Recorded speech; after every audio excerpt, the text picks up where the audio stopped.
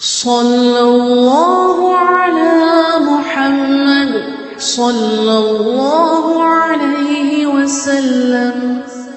ഇമാം അവർകൾ വീണ്ടും ഒന്നുകൂടി ഓതിക്കൊടുത്തു. വമദഹല്ലാഹു ഖൗമൻ യഗുല്ലൂന അസ്വാതഹും. ശബ്ദം പതുക്കെയാക്കി മുത്തുനബി തങ്ങളോട് സംസാരിച്ച സ്വഹാബത്തില്ലേ, അവരെ അല്ലാഹുവിന്റെ റസൂൽ പുകഴ്ത്തി, അല്ലാഹു തആല പുകഴ്ത്തി പറഞ്ഞിട്ടുണ്ട്, ഇന്നല്ലദീന യഗുല്ലൂന അസ്വാതഹും ഇൻദ റസൂലില്ലാഹ് ഉലൈകല്ലദീന ഇംതഹനല്ലാഹു ഖുലൂബഹും ലിത്തഖ്വാ.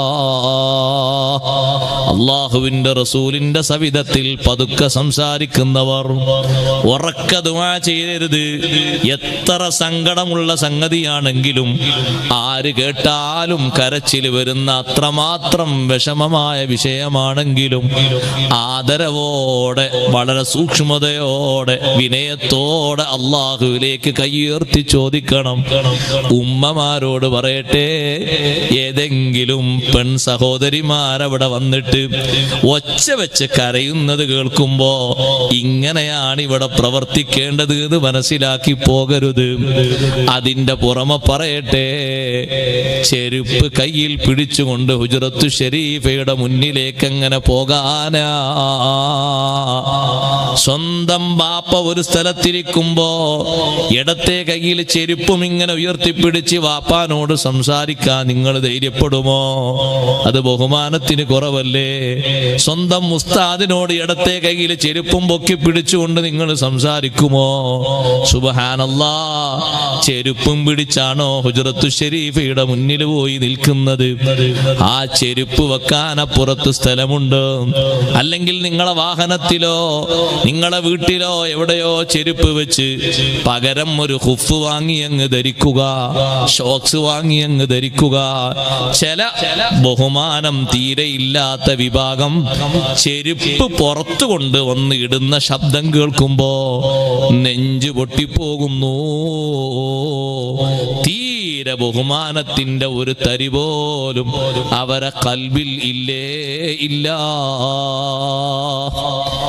എങ്ങനെ തിരിഞ്ഞു ദ്വാർക്കണം എന്നാണ് ആ ഭരണാധികാരിയോട് ഇമാമ് പഠിപ്പിക്കുന്നത്. ഓ ഭരണാധികാരിയായ രാജാവേ, എന്തിന് നിങ്ങളെ മുഖം മാറ്റിക്കളയണം? വലിമ തസ്രിഫു വജ്ഹക അൻഹു വഹുവ വസീലതുക വവസീലതു അബീക ആദമ യൗമൽ ഖിയാമ. മുത്തുനബി തങ്ങളിൽ നിന്ന് എന്തിന് മുഖം മാറ്റി തിരിഞ്ഞ് ഖിബിലയിലേക്ക് തിരിഞ്ഞ് ദ്വാർക്കണം? നബിതങ്ങളിലേക്ക് മുന്നിട്ടുകൊണ്ട് അല്ലാഹുവിനോട് ദുആ ചെയ്തോളൂ. നബിതങ്ങളെ ഷഫീആക്കി തരാൻ അല്ലാഹുവിനോട് നിങ്ങൾ ചോദിച്ചോളൂ. അല്ലാഹുവിന്റെ റസൂലിൽ നിന്ന് മുഖം മാറ്റരുത്. വഹുവ വസീലതുക വവസീലതു അബീക ആദമ യൗമൽ ഖിയാമ. നിങ്ങളുടെ പിതാവായ ആദം അലൈഹിസ്സലാത്തു വസ്സലാം മുതൽ ഇങ്ങ് ഇത് ഈസാ നബി അലൈഹിസ്സലാത്തു വസ്സലാം വരെയുള്ള സർവ്വ അമ്പിയാക്കൾക്കിടയിലും സർവ്വ മനുഷ്യർക്കിടയിലും ഖിയാമത്ത് നാളിൽ ഒറ്റ വസീലയെ ഉള്ളൂ. അത് ഹബീബ് സല്ലല്ലാഹു അലൈഹി വസല്ലം തങ്ങളാണ്. എല്ലാവരും പറഞ്ഞേക്കുന്നത് തങ്ങളെ സവിധത്തിലേക്കല്ലേ. അതുകൊണ്ട് മുഖം തിരിക്കരുത്. തങ്ങളിലേക്ക് മുന്നിട്ട് നിന്നുകൊണ്ട് തന്നെ കൈയുയർത്തി അല്ലാഹുവിനോട് ചോദിക്കണം. നബിതങ്ങളെ ഷഫീആക്കി തരാൻ വേണ്ടി പറയണം. നിങ്ങളെ വിഷയത്തിൽ അല്ലാഹുവിന്റെ റസൂലിനെ ഷഫീആക്കി അല്ലാഹു തരുമ്പോ അല്ലാഹുവിന്റെ ഹബീബിന്റെ സബിതത്തിൽ വെച്ചുകൊണ്ട് അല്ലാഹുവിനോട് നിങ്ങൾ മാപ്പിരക്കുമ്പോ നിങ്ങളെ കാര്യം നബി സല്ലല്ലാഹു അലൈഹി വസല്ലം ഏറ്റെടുത്തുകൊണ്ട് അല്ലാഹുവിനോട് പറയും. എന്നിട്ട് രാജാവിന് ഓതിക്കൊടുത്തു, വലോ അന്നഹും ഇല്ലലമു അൻഫുസഹും ജാഊക ഫസ്തഗ്ഫിറുല്ലാഹ വസ്തഗ്ഫറ ലഹുമുർ റസൂലു ലവജദുല്ലാഹ തവ്വാബർ റഹീമാ. തെറ്റുകുറ്റം ചെയ്ത ആളുകൾ തങ്ങളെ ഹദറത്തിലെത്തുകയും അല്ലാഹുവിനോട് പാപം മോചനം തേടുകയും ചെയ്താൽ അവർക്ക് വേണ്ടി വസ്തഗ്ഫറ ലഹുമുർ റസൂൽ, നബി സല്ലല്ലാഹു അലൈഹി വസല്ലം അല്ലാഹുവിനോട് പൊറുക്കലിനെ തേടുകയും ചെയ്താൽ ലവജദുല്ലാഹ തവ്വാബർ റഹീമാ. പാപ പാപം പൊറുക്കുന്നവനായി, കാരുണ്യം ചൊരിയുന്നവനായി അള്ളാഹുവിനെ അവർക്ക് മനസ്സിലാക്കാനും എത്തിക്കാനും കഴിയും എന്ന ആയത്ത് കൂടി തെളിവായി ഓതിക്കൊടുത്തു.